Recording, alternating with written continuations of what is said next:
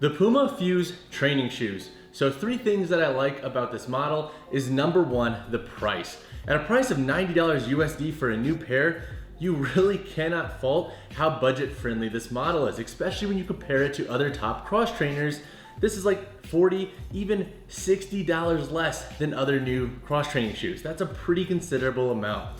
The second thing that I like about this model is the overall stability. I think Puma did a really good job at creating a midsole and outsole that accommodate for heavy lifting. So if stability is one of your main concerns with a cross training shoe, this model is a pretty good bet.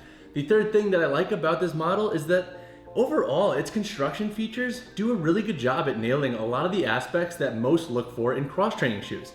We have a medial and lateral wrap in the midfoot to support rope climbs. We have some increased material up here on the forefoot to resist abrasion during toe dragging. We have a TPU clip back here on the heel for additional support. Overall, for a first run at a cross-training shoe in this model line, I think Puma did a really good job at tackling a lot of the big asks. So those are my 3 pros about this model. Overall, I was very subtly surprised with it, to be honest. Like, Puma, where have you been? I haven't worn you since high school, and now I'm actually really enjoying wearing this shoe for my cross-training workouts. But now let's talk about some cons. So 2 potential cons I could see folks having with the Puma FUSE training shoes is number 1, the overall sizing. So this shoe fits very narrow in the midfoot. Now mind you, I don't have the widest foot, but I would want to size up a half size in this model if I were to buy another pair. So if you are on the market for this shoe, a half size or a full size up, just to ensure that it fits really well. The second potential con I could see folks having with this model is that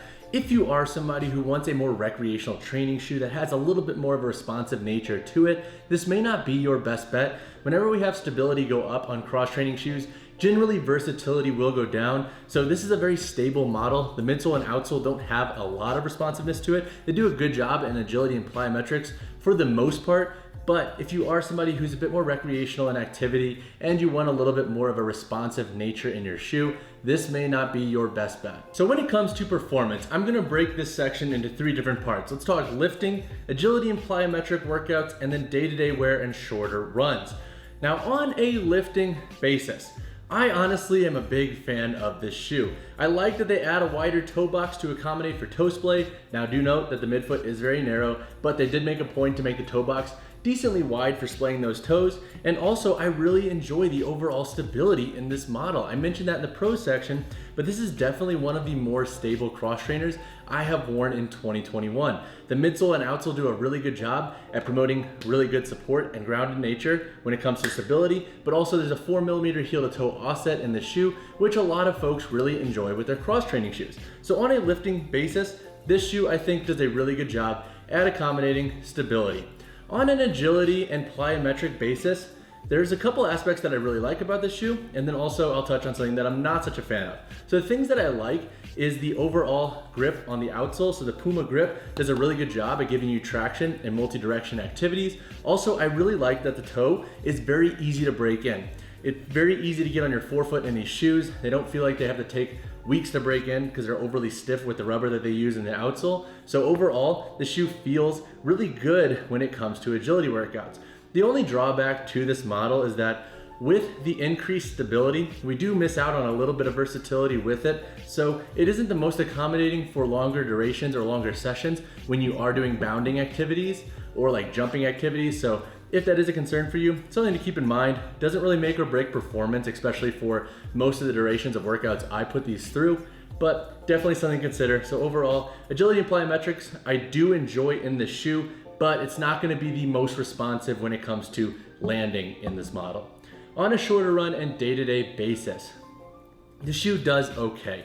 Again, when we have cross-training shoes that have increased stability and have a very firm midsole and outsole construction, generally we'll see overall comfort and versatility go down, as I just previously touched on. So on a day-to-day basis, the shoe does okay. It doesn't feel overly uncomfortable. Now I will say, because it is narrower through the midfoot and it does have a stable outsole and midsole, it's not my first pick for wearing for full durations of days. So if I'm wearing it out to run errands, walking the dogs and stuff, I'll do it for those activities, but it's not a shoe I'm gonna wanna wear all day. Now on a shorter run basis, this model does okay. It's what you would expect from a very stable cross trainer. It's not gonna be the most comfortable, but it will get the job done. And a lot of that obviously depends on your running mechanics and how you want your shoe to fit. But on a shorter run basis, like 1, 2, maybe 3 miles, these shoes will work. They're just probably not gonna be the most comfortable.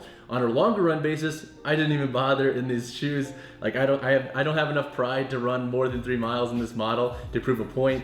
This is not gonna be my first pick for longer run. So if you are looking for a longer run focused cross trainer, this is probably not gonna be your best bet. But now let's talk about the question that everybody is probably wondering if you are watching this video still. Is this model worth it? So if you are an athlete or a lifter that is looking for a budget-friendly cross trainer that does a really good job with stability, that breaks in fairly easily, and has a decent overall aesthetic, I think this shoe is worth it. It's not gonna be the best in all classes across the board because it is, again, a first iteration for the Fuse cross training line. But overall, I think PUMA did a really good job with this model when it comes to nailing some of the major construction specs that we want in cross training shoes. So once again, if you're looking for a budget-friendly cross trainer and you're looking for stability, I think this model may be worth trying. Hey guys, if you haven't yet, consider subscribing to the channel. I'm trying to post 5 to 6 times a week when it comes to training shoe review content and exercise content. Helps the channel grow and it motivates me.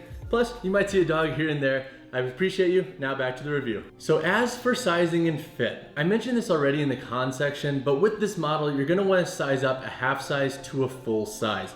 I would probably size up a half size because I do have a slightly narrow foot, but these do feel tight on me. So I think a half size would get the job done. Now, if you are somebody with a wider foot, you might want to consider going up a full size, or if you're somebody who's normally kind of pushing the edge when it comes to your normal true to size models, you might want to go up a full size too. But overall, I think that's the play with this model. It's not gonna fit true to size for most folks, so going up a half size or a full size is gonna be your best bet. So once again, the price of this model is $90 USD. Personally, I am a huge fan of that. I don't like paying more than $130 for my cross trainers, especially when I know I'm just gonna beat the crap out of them in 6 months to a year. So for $90 USD, I don't think you could fault the price of this model, and I do think for a first pass at a cross trainer, it does a really good job at matching its price point with its construction specs. All right, so now chatting on the construction of the PUMA FUSE training shoes.